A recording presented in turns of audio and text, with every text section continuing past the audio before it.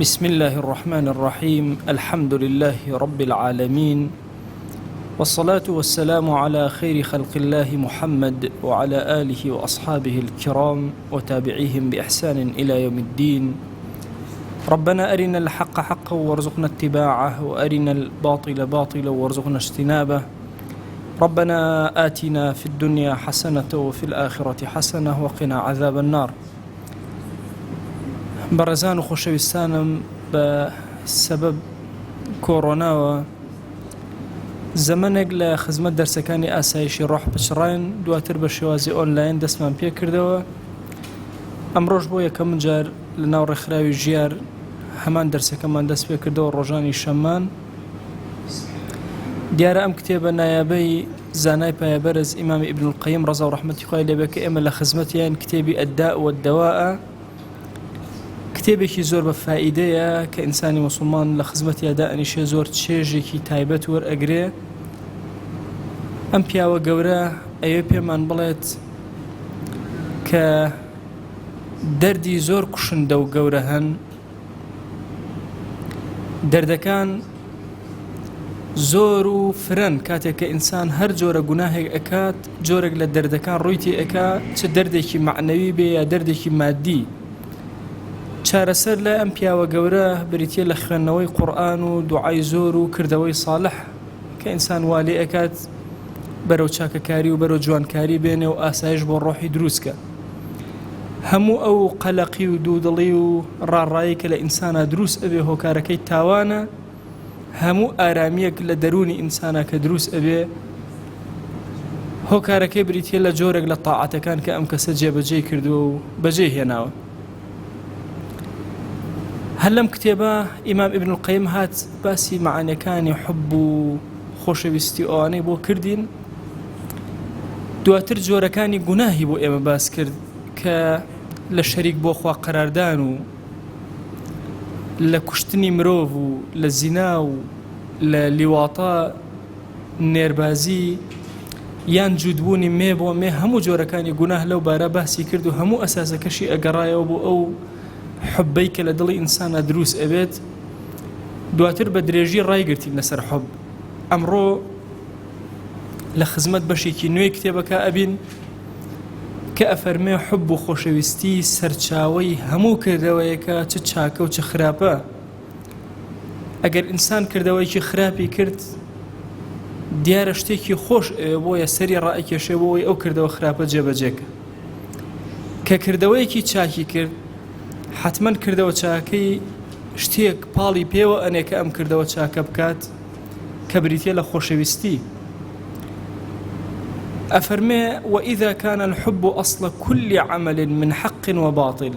ئەو کەسەی کە لە بەتاڵە کارەکە، ئەو کەسەی لە حەقا بەتاڵەکە، سەرچاوەکەی بریتیە لە خۆشەویستی کە پاڵی پێوە ئەنێ. هەموو کردەوە دینیەکانیش کە ئینسان جێبەجێەکە، خۆشەویستی خوا و پێغەمبەری خوا صلی الله عليه وآله وسلم پاڵی پێوە ئەنێن. و هەروەها هەموو کەلیمەیە کە لە زمانی دەرئەچێ لە پێناوی ئەوەیە کە خوا و پێغەمبەری خوا صلی الله عليه وآله وسلم بەڕاست بزانێ. ئەفەرمێ دیقەت بدەن، هەموو ئەوانەی کە بتێکیان پەرست، شریکیان بۆ خوا قەراردا، لە حب و خۆشەویستیەوە تووشی ئەو شیرکە هاتن گەورەترین گوناه. سەواون دارێکی پەرست بێ یا بەردێکی پەرست بێ یا مشکێکی پەرست بێ، خۆشەویستی ئەو دارە، ئەو بەردە، ئەو مشکە لە دڵیا جێگیر بووە. کەوابوو ئینسانی موسڵمان ئەبێت دژایەتی تەواوی خواکان بکە و حبی تەواویشی بۆ خواکەی خۆی دەرببڕێ. ئەفەرمێ ئەوە تا ئیمامی پاک و بێگەردان و خۆشەویستان سەیدنا ئیبراهیم کە ئێمە لە تەحیاتەکانمانە هەمیشە کە باسی سەڵەوات ئەدەن بۆ پێغەمبەری خوا صلی الله عليه وآله وسلم، سەیدنا ئیبراهیم قەت لە یاد ناکەین. ئەفەرمێ ڕووی کردە قەومەکەی و فەرمووی قال ئەفەڕەئەیتم ما كنتم تعبدون أنتم وآباؤكم الأقدمون فإنهم عدو لي إلا رب العالمين. فەرمووی سیر ناکەن ئەوەی کە ئێوە ئەی پەرستن، باو باپیرتان لە پێشەوە پەرستوویەتی، هەموو ئەوانە دژی منن إلا پەروەردگاری جیهانیان نەبێ کە خودایە ئەو ئەپەرستم و لەگەڵ ئەوە ئەبم و لەگەڵ ئەوە ئەژیم. ئەفەرمێ اقتدا بە ئیبراهیم عەلەیهی سەلامەوە نایەتە دی هەتاوەکو دژایەتی تەواوی خواکان نەکەی، مەحەبەتی تەواوە بۆ ڕەب العالەمین نەبێ. چۆنە کە خوای گەورە ئەفەرمێ قەد کانت لەکم ئوسوەة حەسەنەة فی ئیبراهیمە، ئیبراهیم عەلەیهی سەلام ئوسوەیەکی حەسەنە بۆ ئێوە، قودوەیەکی جوانە کە ئێوە شوێنی بکەون. والذين معه إذ قالوا لقومهم أوانش كان لقل يابون هرهم بيك وبقومك إخوانا ود إنا براء منكم ومما تعبدون من دون الله كفرنا بكم وبدا بيننا وبينكم العداوة والبغضاء. أفرمي بيانوتن بقومك إخوان إما برين لإيوة وبرين لو شتيك أي برستن،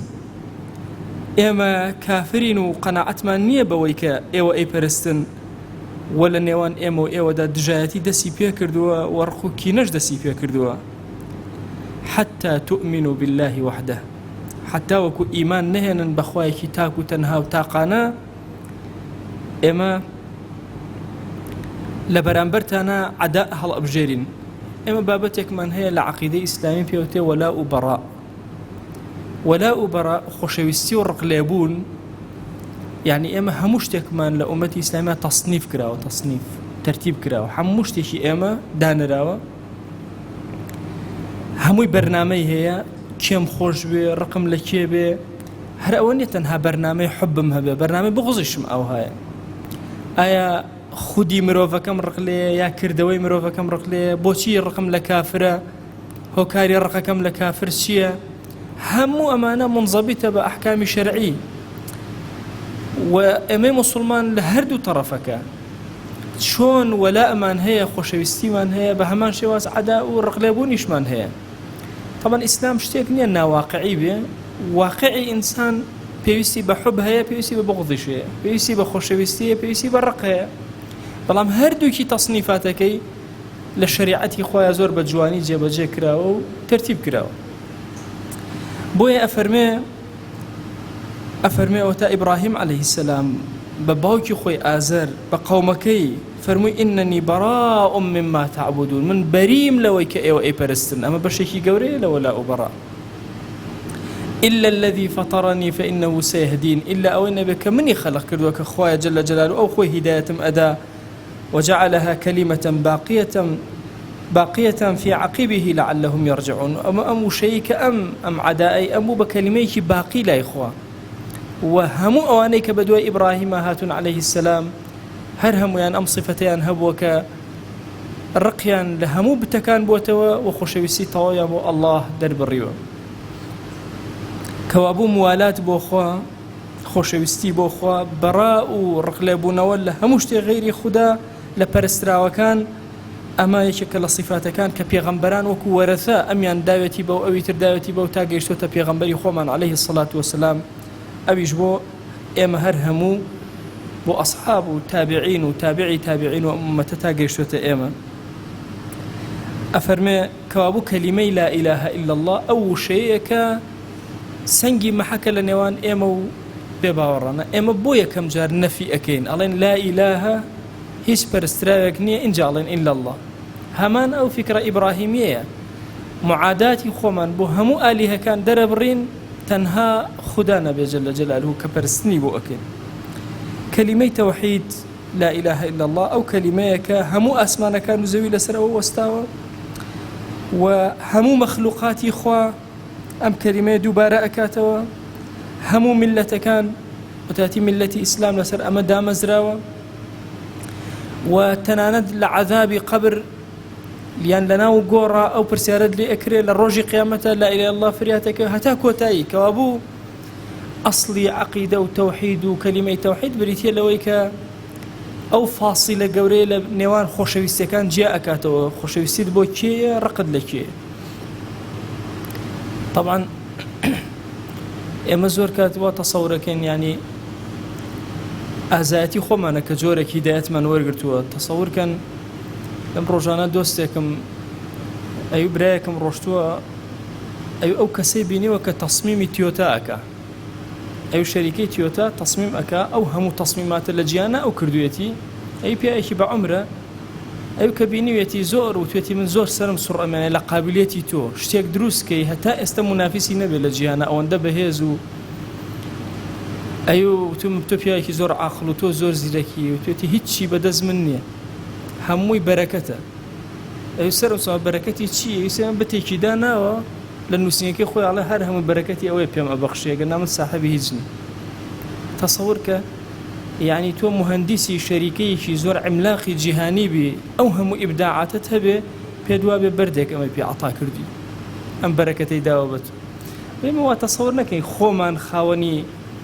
هەموو شتێکین و خۆمان مەسئلە وەڵڵی هیدایەتی خوایە جەلە جەلالوه و ڕەحمی پێ کردوین بەهۆی چاکەیەکی دایک و باوکمانەوە باو و باپیرمانەوە خوا لوتفی لەگەڵا کردوین کە هیدایەتی ئیسلاممان بەم جوانەیە وەرگرتووە تێگەیشتوین لەوەی کە بتێدایرێک هەڵکی نییە دەیت ئەم لا ئیلاهە ئیلڵڵاهە کە بەڕاستی فاسیلێکی زۆر گەورەیە لە بینی هەموو جۆرەکانی مەحەبەتە ئەبێ ئێمە بە معنای کەلیمە خۆشمان بوێ محبتمان بۆ ئەم کەلیمەیە هەبێت دقت بدە من كان آخر كلامه لا إله إلا الله دخل الجنة أخير وش لسر زمانة لا إله إلا الله بو تشويت ناو بهشتو أبي أم كلمات شن خوش بيبوي أو كاتبتها سر زمانة أفرمي زانان أفرمو وكسي لسر مرقابو أمري بيمك بي بلاي لا إله إلا الله بلاي لا الله نهر خد لبنايا بلاي لا إله إلا الله لا إله إلا الله لا إله إلا الله خوي زماني الراية لسر أما أشتو سر أو سكي كخوشي أوي أشتو سر أو كلمة أو شيء أما الروحي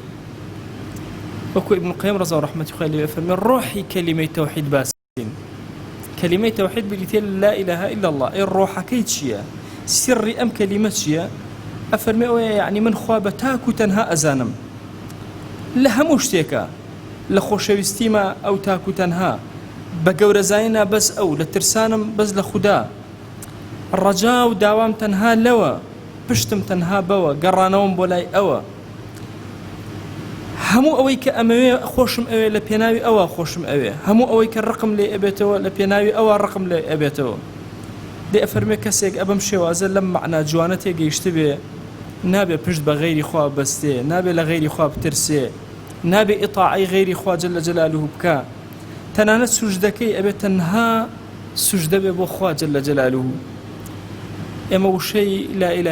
إله إلا الله محمد رسول الله نام لنا وشي شهادة إنسان كاتك الشاهدي أدا ابن القيم تصويرك زور جوان من بوكا أفرمي الشاهدي والذين هم بشهاداتهم قائمون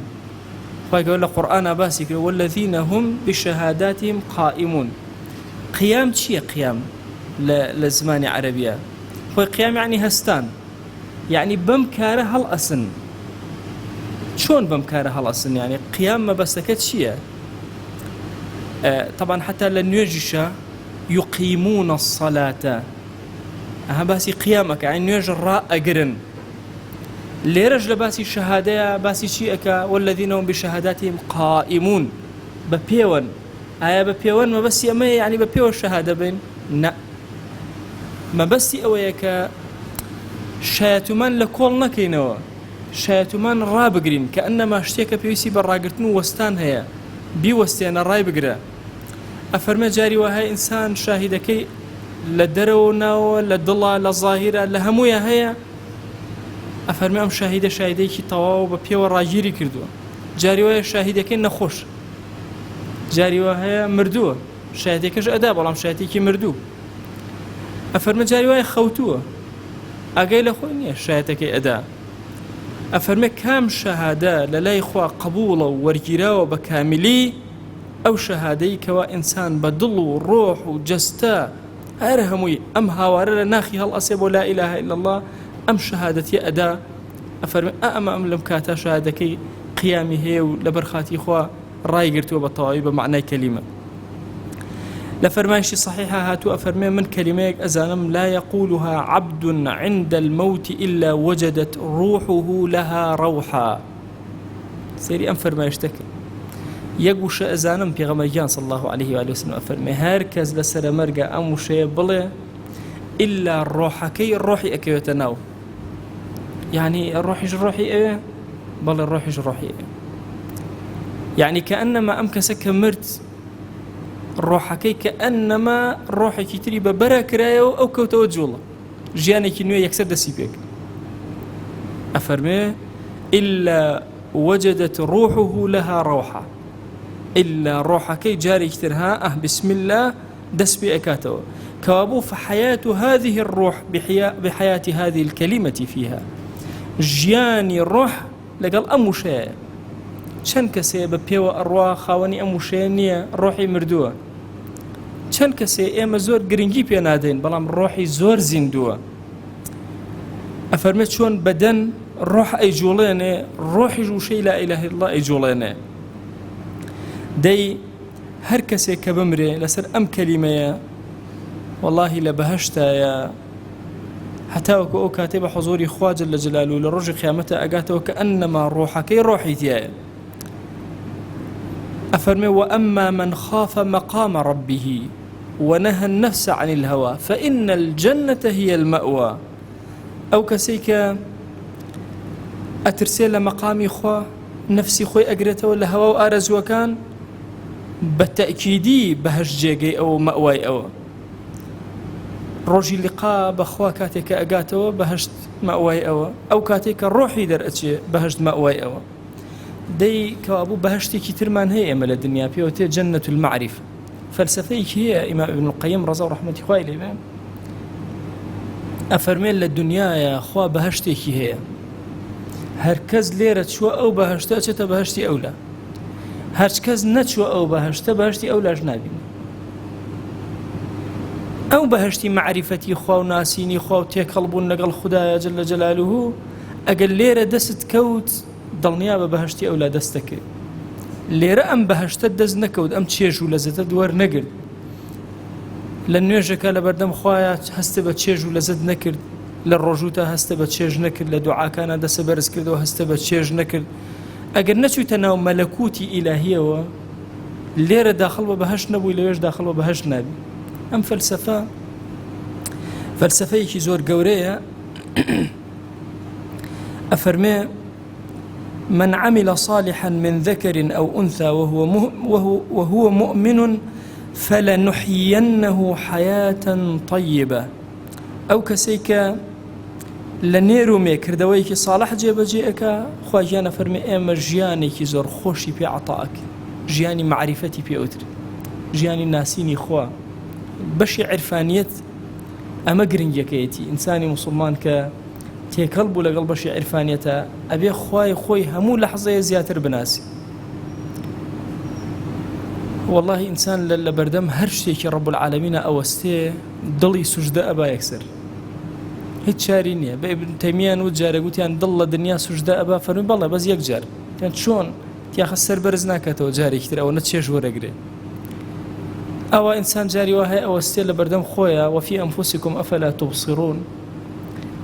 دیقەت بدە ئەم زمانە چەند جۆر شیرینی بەس لە یەک ئەکاتەوە هەمووشی لە زەویەوە چاوی ئەنوقیانی هەنجیری ئەدەیتی ئەزانێ شیرینی هەنجیر جۆرێک هەر ئەم کەسە چاوی نوقانوە ترێشی ئەدەیتێ ئەزانێ ئەوی ژیا ئەکاتەوە ئەزانێ ئەمەیان شووتیە ئەزانێ ئەمەیان کاڵەکە ئەزانێ ئەمەیان يعني سبحان الله أم قوة تشيك خواب إنساني داو إنجا تشوني زاني أم درك السريعة جيشت مشكو بالسريع جوابي هاتو هشتا لدميا ما ونتشو تخوارو زاني كأما تجور شيرينيك أي بو طالي وهانية تشنجور طالي هي ناولا أي ترشي تشنجور هي ناولا أي بونا كان تشنجور هي تصورك أم هم ودرك أما كي خالقيتي كي أي بابا الريوة شون طبعا إنسان لعمرك زور تشج لآياتكاني عذاب وجهن جنة ونار وأوانا زوزو ورقريه لقناغي ترى تصور كان شوازي كتير بيه زور لدى صلاتي إخوة تشج ورقريه شنك لقل دا صلاتي إخوة داءني شيء أوانا تشجي زياتر ورق هني وبير كانوا بس أقر بلين تو بجميرين تو چند تو هيا نازاين بوما نجمر هر بینە بیناڵەن جۆرێکی تازە هاتووە لەم مودەیە جۆرێکی تازەیان بۆ باس کردم وتی ئەمە وەسا گوڵە بە ڕۆژۆ بینیوە مەرەوەڵا ئەوتیان داوەڵا کە تو هاتووەکو گوڵە بە ڕۆژە ئەوە توێکڵی هەیە لێکەیت لە ناو تووە ئەبێت چەندی تریشە بێ ئێمە نەیزانین ئەبێت چی خەلق کردوێت دە بەخوا هەموو ئەمەی کە خەلقی کردووە لە پێناوی ئیمتیحانی ئینسانایە ئەی ئەبێت بەهەشتی پاداش چۆن بێ ئەو شوێنی ئیبتیلا و ئیمتیحانە ئاوهایە و وەزعەتی ئەوە نەجوانە ئەبێت شوێنێک کە بە تایبە خۆی بە تایبە دروستی کرێ بۆ عیبادە مخلصەکانی ئەبێت چۆن بێ و چ شێوازێک بێ ئەی ئەبێ خوا خوددا جەل جەلالەهو خۆی چەند جوان بێ ئەم هەموو جەماڵ و جوانی بۆ ئێمە خەلق کردووە بۆیە ئینسان هەتا وەکو ئەوەستێ لە معریفەتی خوا چێژ زۆرتر وەرەگرێ هەر کەس لێرە چۆنەوە ئەم بەهەشتی معریفەتەوە چاوی کردەوە ئەم جوانیانەی بینی و تەبارەکە الله ماشاء الله سبحان الله لەسەر زمانی بوو تێگەیی کە پەروەردگارێکی چەند پاک و بێگرد و نەزیهی هەیە با چاوەڕێی بەهەشتی ئەو لاشکە لێرە هیچ چێژێکت وەرنەگرت هاتی و ڕۆشتی يعني فرق مسلمان وكافر شيء المؤمن ينظر إلى المنعم إنسان إيمان دار سيري منعمك أو كسير نعمتك أعطى كردوا والكافر ينظر إلى النعم كافر بس سيري نعمتك أنك أيش بلايا جوانا أنواع جوري قوش دان هر بلايا جوانا أنواع جوري ميودان بلايا جوانا ئێمە لەگەڵ ئەوە تەنها جیاوازیەکەمان ئەوەیە کە چاو ئەنوقێنین میوەکان سیرەکەین لە پشتەوە ذاتی پاکی ئەڵڵا ئەبینین بەڵام ئەو تەنها خودی میوەکە ئەبینێ بۆیە ئەم حیاتە خۆشەی ئێرە کە چێ ژۆر ئەگری لە بەردەم ڕەب العالەمینە حیاتی هەتایی بۆ تۆ فەرامەهێنێ من يريد الله أن يهديه يشرح صدره للإسلام هر کەس خواویستی هدایەتی بدا سنگی ئەکاتەوە بۆ ئیسلام ومن يرد أن يضله هر کەسێ خواویستی کە گومڕایکە يجعل صدره ضيقا حرجا ئارامی لە دڵەکەیان نامێنێ ئەم دەرسەمان ئێمە بۆیە ناو لێنە ئاسایشی ڕۆح لە پێناو ئەمەیە کە ئێمە لەناو ئەم کەلیماتانە ئاسایشێک بۆ ڕۆحمان بێ دەروونمان بکرێتەوە جەت خوا چ نیعمەتێ لەو نیعمەتە گەورەترە کە دەروونت ئارام و ئاسایش بێ و چیش لەوە ناڕەحەتترە کە دەروونت نائارام و نائاسایش بێ دۆستێک تەنها خەوێکی بینی و خەوەکە تۆزە ناخۆش بوو شەوی دوایەوە نەئێرا بخێ دەی نەبادا خەوێکی ناخۆش بینن باشە هەموو ژیانی لە پێناو یەک خەوا تێک چوو ئەی چەند کەسەیە بەیانی هەڵ ئەسێتەوە خەوێکی خۆشی بینیەوە چەند هەز بە ئارامی ئەکا نا هەر لە خەیاڵاتە بەبیرمە مناڵ بووین کاتێک کە باسی بەهەشتەکرا زۆر حەزمان لێ بوو کە باسی جەهەنەمەکرا خۆمان لێ ئەدزیەوە حەزمان نەئەکرد گوێمان لێ بێت چکە هاتە پێش چاومان کە باسی ماری بەهەشت جەهەنەم و ئەوانە ئەکرا نەزەڕەکە و ڕۆیەتەکە ڕێگە هاتە پێش چاومان خۆمان لێ ئەدزیەوە گوێمان نەئەگرت ئەچین تۆزە لە دەرسەکانەدا ئەنیشتین